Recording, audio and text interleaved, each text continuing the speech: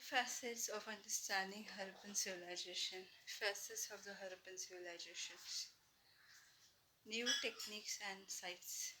Mortimer Wheelers recognized that it was necessary to follow the stratigraphy of the mound rather than dig mechanically along uniform horizontal line. Mortimer Wheeler ने ध्यान को पता चला कि stratigraphy को follow करना चाहिए मोड के लिए उसे हॉरिजॉन्टल लाइन में दिग करने के बजाय स्ट्रैटिग्राफी के हिसाब से दिग करना चाहिए. The frontier of the Harappan civilization have little or no connection with present day national boundaries. आज का हरप्पन सिविलाइजेशन का जो फ्रंट जो है उसका आज के नेशनल बाउंड्रीज के साथ कोई कनेक्शन नहीं है क्योंकि इनका सारा एक्सकेवेशन इंडियन सब कॉन्टिनेंट्स पर है. मतलब नेबरिंग कंट्रीज जैसे कि पाकिस्तान अफगानिस्तान पर है ये सब sites. However, with the partition of the subcontinent and the creation of Pakistan, the major sites are now in Pakistan territory. This has spurred Indian archaeological retrieval located sites in India. तो ये ज़्यादातर जो हरप्पन मोहनजोदारो बड़े बड़े important site जो थे Harappan civilisation का वो पाकिस्तान टेरिटरी के अंदर है. तो इसीलिए Indian archaeologist with in India में जो साइट्स मिलते हैं उन्हें स्टडी करते हैं. An extensive survey in Kutch has revealed number of Harappan settlements and exploration in Punjab, Haryana have been added to the list of Harappan sites. India archaeologists ने जो है हरप्पन साइट्स हरप्पन सेटलमेंट्स के बहुत सारे एक्सकेवेशंस डिस्कवर किए हैं with in the India जैसे कि गुजरात में कच्छ फिर पंजाब हरियाणा जिसकी वजह से हरप्पन साइट्स की लिस्ट बढ़ते जा रहे हैं. वह कालीबंगान लोथल राखी गरी and most recently Doravilla have been discovered, explored and excavated as part of this effort. Fresh excavation continue.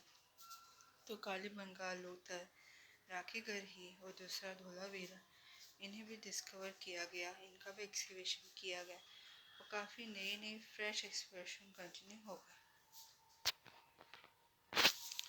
Problem of piecing together the past is not the Harappan script that help in understanding the ancient civilization.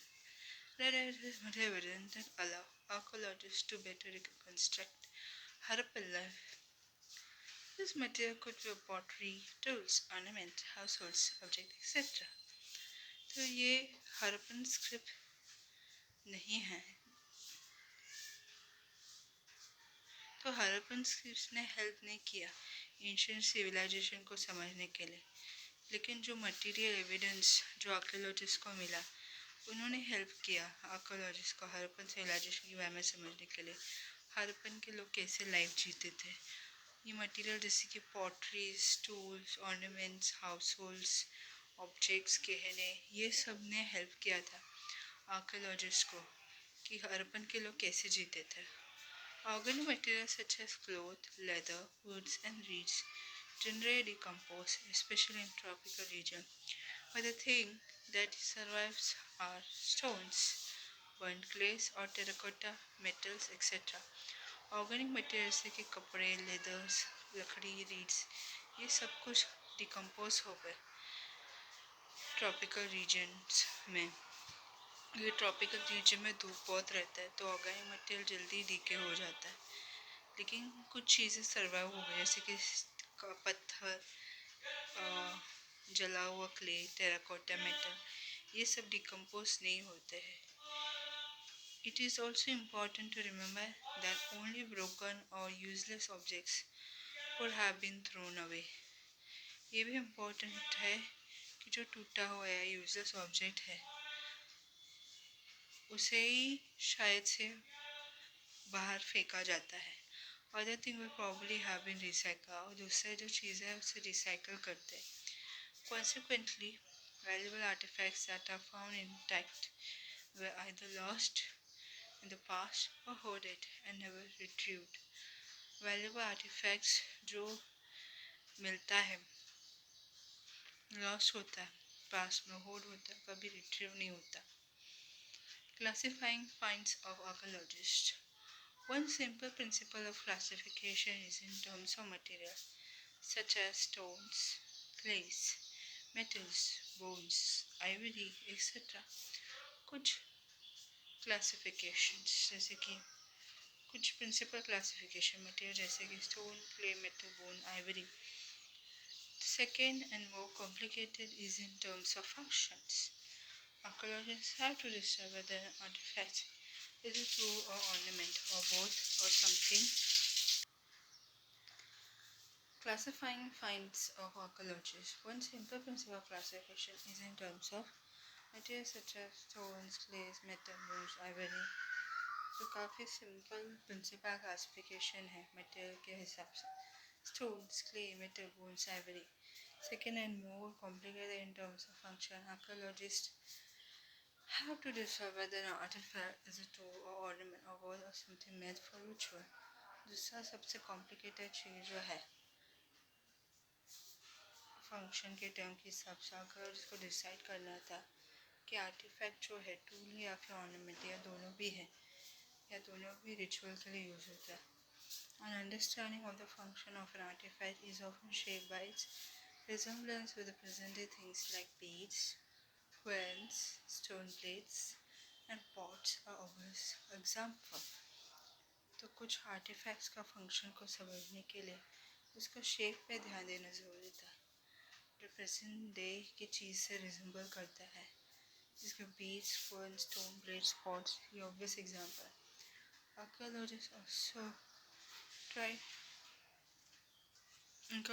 also try to identify the function of an artifact by investigating the context in which it was found. Archaeologists ने ये ढूंढा कि artefacts का function को identify किया context को investigate करके जिसमें उन्हें क्या मिला, whether it was found in house, in a drain, in a grave or in a clean. जो उन्हें हाउस में, ड्रेन में, ग्रेव में, क्लीन में मिला. Some archaeologists have to take recourses to indirect evidence. कभी कभी आर्कियोलॉजिस्ट को indirect evidence के लिए रिकोर्स करना पड़ता था. For instance, though there are traces of cotton at some Harappan sites, to find out about clothing, we have to depend on indirect evidence, including depictions in sculptures. तो कुछ हिसाब से cotton का ट्रेस हरपन साइड से मिला तो cloth जो है वो कहीं ना कहीं डायरेक्टली और इनडायरेक्टली एविडेंस है जो स्कल्पचर के को डिपिक्ट करते हैं. और जैसे स्कल्पचर में कपड़ा पहना जाता है लोग वैसे ही कपड़े पहनते थे. Archaeologist have to develop frame of reference. Archaeologist को अपने रेफरेंस का फ्रेम डेवलप करना पड़ा. मतलब आर्कियोलॉजिस्ट को कहीं ना कहीं रेफरेंस से ही ये समझना पड़ा कि लोग कैसे कपड़े पहनते थे, किस तरीके के कपड़े पहनते थे.